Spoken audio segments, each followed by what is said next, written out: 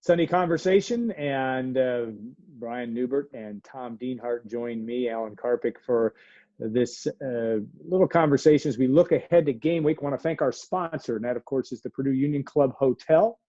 And we appreciate the fact that they've sponsored our Zoomcast, but also that they will be having game week opportunities, game weekend opportunities. Make sure you click on our link or on the tile ads on our website for the opportunity to learn more about what will be going on. But for each of the home games, they'll be having a weekend package as part of the Purdue Union Club Hotel. Really beautiful hotel that they've renovated.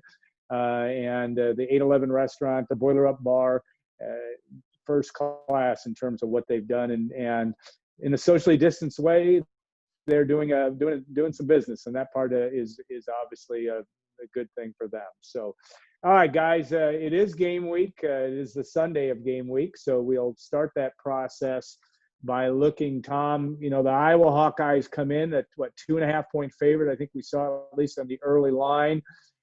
Give us a little bit of a thumbnail. You're going to be writing about Iowa as well, but what to expect from Kirk Ferentz's team as they come into Ross-Ade Stadium on this Saturday at 3:30. Well, you kind of always know what you're going to get with the Iowa Hawkeyes. You really have, going back to since Hayden Fry took over way back in 1979. The MO is timeless there, right? Tough physical offense and defense. Again, wants to run the football, set up play action. They like to use the tight end. Again, defensively, for the most part, Phil Parker, the longtime defensive coordinator, likes to play a bend but don't break style of defense, wanting to limit big plays and making offenses earn their way down the field if they're going to score any points at all. So there's questions in Iowa City. Offensively, they have a new quarterback, but they like this kid, Spencer Petras, his third year in the program. I'm told he's more accurate than Nate Stanley was. They think they have their best skill position talent since at least 2010, a very good receiving core. Defensively, again, they're worried about their pass rush, but they like their back seven. But, guys, maybe the biggest question of all, right? You wonder what the mood, the tenor, the attitude is of a lot of the players in the program, given some of the racial unrest that took place in Iowa City over the summer. Again, that intangible looms large, and I guess we're really not going to know if there was any impact on that roster psychologically, emotionally, until maybe they're really getting to crunch time in these games on Saturdays. Brian, and this will be conjecture certainly on all of our parts, but yeah, I mean, you're going to play a game in an empty stadium. You're going to have will, so to speak, whether you're on the road or at home. Hard to know where the Hawkeyes are. This is a very proud program, but it had been through a lot, certainly in a number of different areas in the offseason, not taking anything lightly with respect to what everybody's dealt with respect to COVID. Yeah, I mean, they obviously had a tumultuous offseason. Got raked over the coals for it, deservedly so, if all of the stories out there are to be believed, which they've obviously been largely corroborated by internal investigations and admissions of guilt and such things. But, the other part of it, though, too, is guys are still playing for themselves, even if they're not all that juiced about playing for Iowa right now. They're still playing for themselves. So I wouldn't anticipate, anything other than the best from Iowa. It is going to be a really weird year because of the home field advantages not being really there. The road disadvantages probably not being there. It's going to come down to who's the most focused, who's the most mature, who's the most self-energized, things like that. And we have no idea how that's going to play out. But I do know that, I'm sure Iowa is probably happy to be coming to Purdue when Purdue's not going to have a fan base there to give them, some energy. Whereas if the shoe was on the other foot and Purdue was going to Iowa, they'd probably be very happy to not see a full Carver Hawkeye Arena. Hey, it's going to be empty too. You may as well just play it in the basketball arena. No, yeah. Kinnick. Thank you, Kinnick Stadium. Yeah. The Wi-Fi in Carver Hawkeye is awful. Playing a football game there would really not be good. it's just going to be so random this year. And, there are advantages in there not being disadvantages, but there are also disadvantages in there not being advantages. So, who the hell knows? But in terms of Iowa, obviously they had a crazy offseason. A lot of they might have issues in their locker room. They might have guys who aren't particularly thrilled to be playing for under the Iowa flag right now. It's possible too. The offseason brought them together. All of those wounds went a long way toward healing. It could go a lot of different ways. But I think the most important thing to mention is guys are still playing for themselves too, even if they're not super motivated to play for Iowa right now. Tom, you look at the surreal world of, you've been going to games for a long time in Ross-Ade Stadium. We've seen full stadiums. We've seen not so full stadiums under certain coaching staffs. But this whole thing of, you're physically going to be there. We do know that. We've got credentials, and we'll be at least a couple of us will be seated in the box, watching, observing. What will you, looking at that? There's going to be some things, just body language. The whole notion of not having anybody out there is going to be interesting to in its own strange, bizarre world way of watching a college football game. Yeah, we've seen other conferences already take the lid off their seasons, played in before empty stadiums or a limited number of fans. It's going to be awfully different. It's going to be kind of like watching some spring football games in the past in Ross-Ade Stadium, where you can hear the hot dog wrapper rattling around the stadium seats. I really think from a player standpoint, though, I think these guys, first of all, got to be really just chomping at the bit to get out there and actually play some live football after all these delays, all the unknowns, all the uncertainty, now all the practices. They want to play somebody else and play a real live football game that matters. And I think that could supersede maybe some of those, I guess, intangibles of not having people in the stands.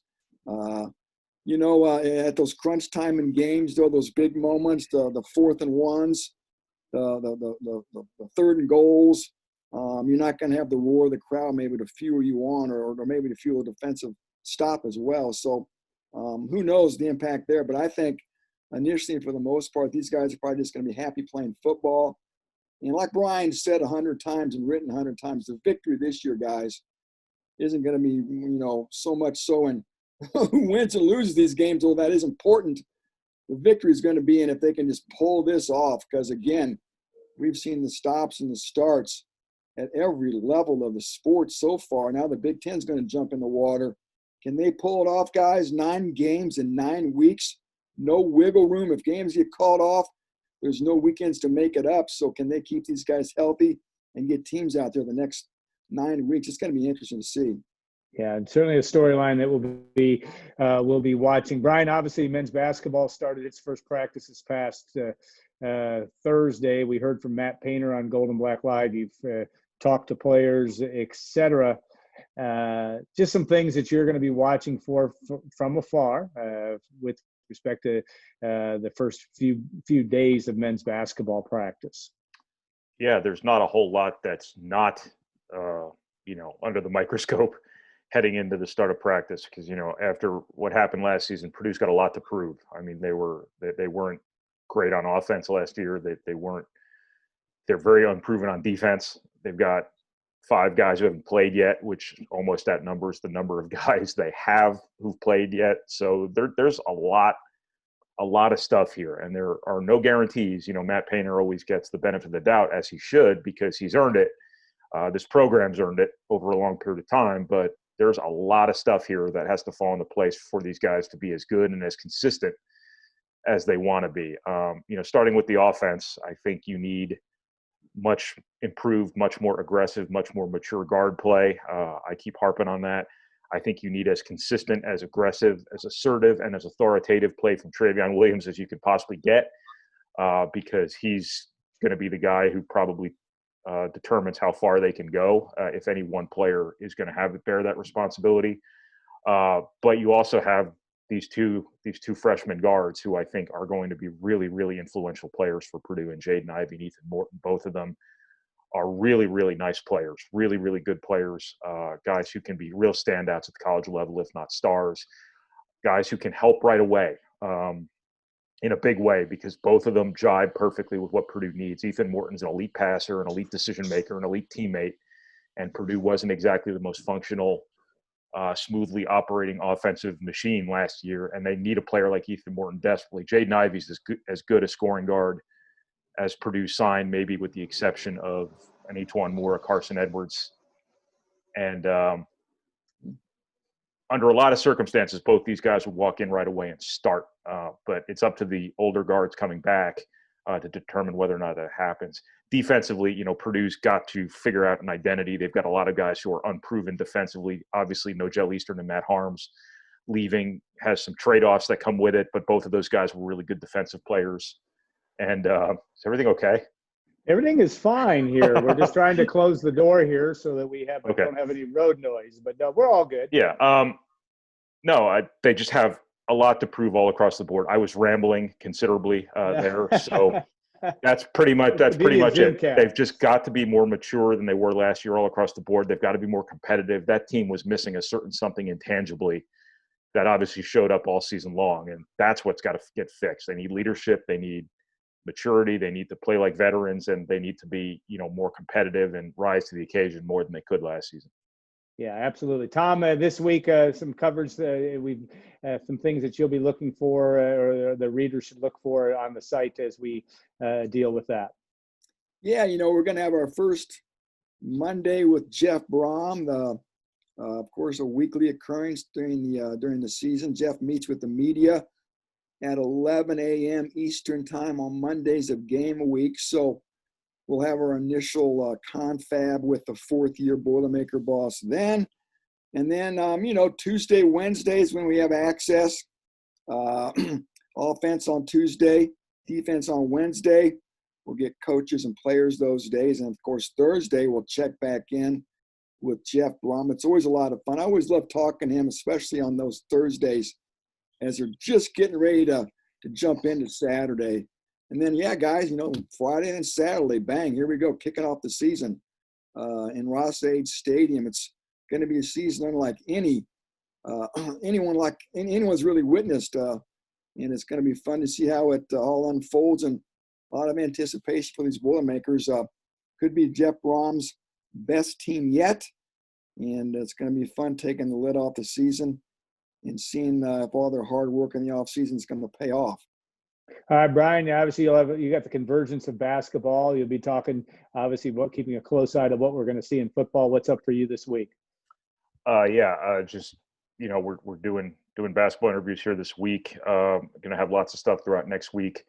I'm just going to generate as much basketball stuff as I can. I'm going to on Friday, I went to the Pike Lawrence North game, have some residual football recruiting stuff from there. There might be some football recruiting news coming down the pike here pretty soon, and we'll just stay on top of that. But as far as I'm concerned, it's basketball season now too, so I'm going to have regular stuff on basketball. That's my priority anyway.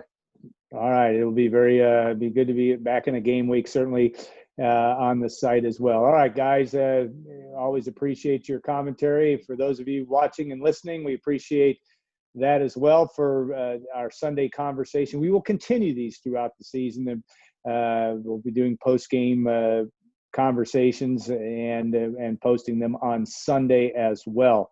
Want to thank our sponsor, and of course that is the Purdue Union Club Hotel. Watch for the game watch opportunities and the game weekends for the Purdue home games, and that of course is this week against the Iowa Hawkeyes, October 24th at 3:30 p.m. But there's some opportunities for those of people that want to come and be at least in the on campus when this is all going on, the opportunity to do that. So thanks again to the Purdue Union Club Hotel. All have a great rest of your Sunday, but also the rest of your week, and we'll stay tuned to the site. A lot going on with that as well, and we'll look forward to bringing it all to you on goldenblack.com. Have a great week, everybody.